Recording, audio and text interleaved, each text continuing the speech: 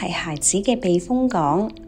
佢哋喺父母得到情感上嘅安全同埋環境上嘅穩定，所以家庭轉變無疑對孩子帶嚟極大嘅衝擊。佢哋唔單止失去家庭嘅保護，仲要同親愛嘅父親、母親分離，帶嚟無限嘅恐懼同埋焦慮。無論孩子嘅年齡大小，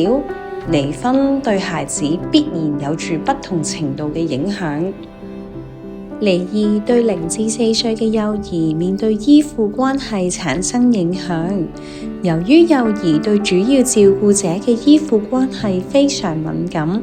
離婚可能導致佢哋感到不安全或者焦慮。呢個年齡段嘅孩子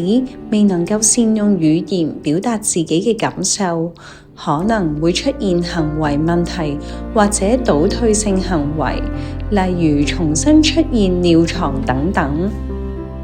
至於5至6歲學齡前期嘅孩子，容易混淆同埋誤解，佢哋冇辦法完全理解父母離婚嘅理由，誤以為係自己造成父母分開。呢個年紀嘅孩子會經歷情緒波動，包括悲傷、憤怒同埋焦慮。而7至12歲學齡期嘅孩子，多數喺2方面受到影響。佢哋會喺學校面臨同學嘅詢問或者評價，影響佢哋嘅自尊心同埋社交關係。另一個係行為問題，有啲孩子可能表現出行為問題，